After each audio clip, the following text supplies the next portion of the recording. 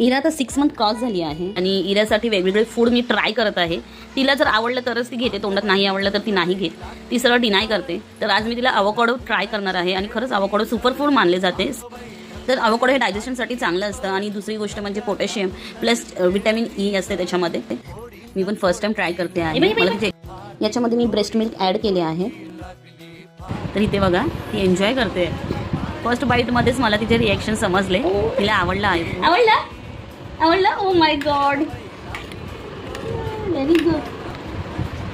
मी नाही मागून मागून खाते.